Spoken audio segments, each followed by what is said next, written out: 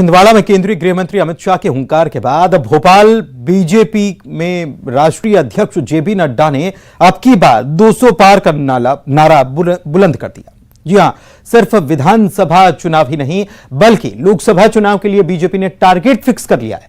विधानसभा में 200 से ज्यादा सीटें और लोकसभा चुनाव में सूबे की पूरी 29 सीटों पर जीत दर्ज करने के बड़े संकल्प के साथ बीजेपी ने 51% वोट परसेंट हासिल करने का लक्ष्य भी तय किया है।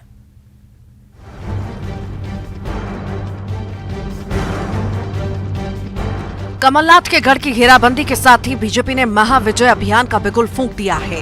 केंद्रीय गृह मंत्री अमित शाह ने छिंदवाड़ा में हुंकार भरी और बीजेपी के राष्ट्रीय अध्यक्ष जेपी नड्डा ने भोपाल में महाविजय का बिगुल फूंक दिया है।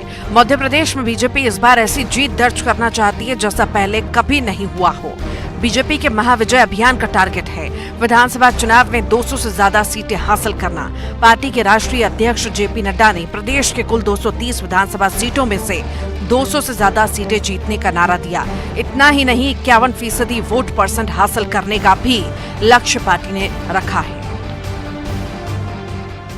विशेष करके कार्यालय का उद्घाटन का कार्य, भूमि पूजन का कार्यक्रम है और फिर कार्यकर्ताओं से मिलने का कार्यक्रम है।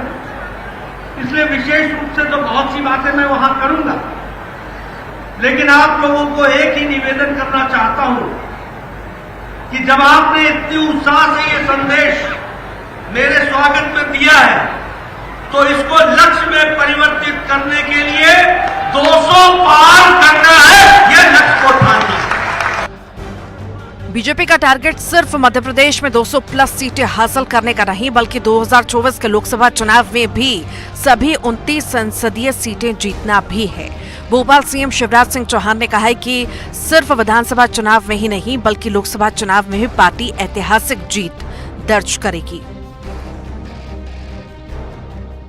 2024 में आदरणीय नरेंद्र मोदी जी के नेतृत्व में फिर शाम से लोकसभा चुनाव जीतेंगे और मध्य प्रदेश की 29 सीटें भारतीय जनता पार्टी जीतेगी। इसके लिए हम सब परिश्रम की पराकाष्ठा करेंगे, प्रयत्नों की परिसीमा करेंगे। हम क्योंकि हमारे राष्ट्रीय अध्यक्ष जी को सुनना चाहते हैं और सुनने हमारी लाडली बहनें भी आई है। हमारी लाडली बहनों का भी स्वागत।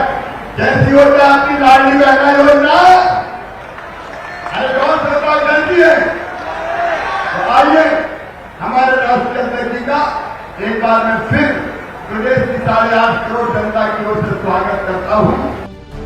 पार्टी के प्रदेश अध्यक्ष वीडी शर्मा का दावा है कि कार्यकर्ताओं की ताकत की बदौलत विधानसभा और लोकसभा चुनाव में बीजेपी बड़ी जीत दर्ज करेगी। भारतीय जनता पार्टी 2024-2023 में भी जो अपने कार्यकर्ताओं की ताकत है, हमारे बूथ विस्तारक अभियान पार्ट 2 के माध्यम से जो बूथ सशक्तिकरण का अभियान लिया है, ये सबका फोकस है और इस दिशा में ऐसा मानता हूँ कि हम देश के अंदर और प्रदेश के अंदर 2024-2023 में इतिहास बनाएंगे। छिंदवाड़ा में केंद्रीय गृह मंत्री अमित शाह की सभा के बाद भोपाल में बीजेपी के राष्ट्रीय अध्यक्ष जेपी नड्डा का दौरा इस बात का संकेत है कि बीजेपी ने कमर कस ली है और कांग्रेस की घेराबंदी शुरू कर दी है। क्या तर्क देंगे कि बेरोजगारी की दर सबसे ज़्यादा है मध्य प्रदेश में? इसका क्या तर्क है? इसका तो ये है कि हम नाकारा थे, हम सरकार में थे लेकिन हमने काम नहीं करा। भ्रष्टाचार से भरे हुए इतने मुद्दे आए हैं, उस पे जवाब देना चाहिए था कि हमने करा, आगे नहीं करेंगे।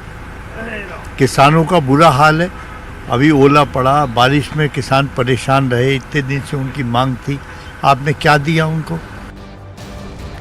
भोपाल में बूथ अध्यक्ष सम्मेलन के दौरान जेपी नड्डा ने 200 पार का टारगेट फिक्स कर दिया है। चुनावी रणनीति को हाईटेक तरीके से अमल में लाने के लिए भोपाल में बीजेपी के नए और आधुनिक दफ्तर का भूमि पूजन भी नड्डा ने कर दिया है।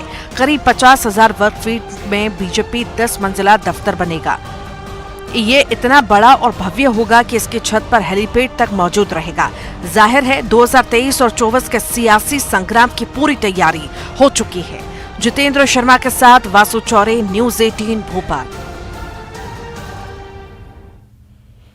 चुनाव से पहले दल बदल का सिलसिला भी तेज हो गया। मध्य प्रदेश में दिग्विजय खेमे की नेता मोना सुस्तानी ने कांग्रेस का हाथ छोड़ा और बीजेपी के साथ हाथ मिला लिया। बीजेपी का दामन थाम लिया। मोना के अलावा बीएसपी नेता उषा चौधरी भी बीजेपी में शामिल हो गई और बीजेपी से निष्कासित चल रहे प्रीतम लोधी की भी वापसी हो गई। मध्य प्रदेश विधानसभा चुनाव से पहले दल बदल का दौर तेज हो गया है। पिछले चुनाव में राजगढ़ सीट से कांग्रेस की उम्मीदवार मोना सुस्तानी ने बीजेपी का दामन थाम लिया है। भोपाल बीजेपी दफ्तर में मोना सुस्तानी ने सीएम शिवराज सिंह चौहान, प्रदेश अध्यक्ष वीडी शर्मा और प्रदेश प्रभारी मुरलीधर राव सहित बड़े बीजेपी नेताओं की मौजूदगी में बीजेपी की सदस्यता ली।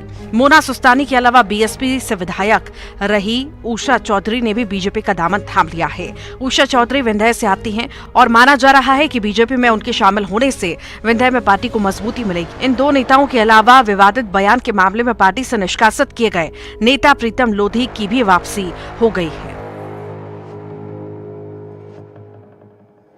उधर कांग्रेस का कहना है कि पार्टी के पास नेताओं की कमी नहीं है। अगर कोई अपना निजी मकसद के साथ जाना चाहता है तो उसमें पार्टी क्या कर सकती है।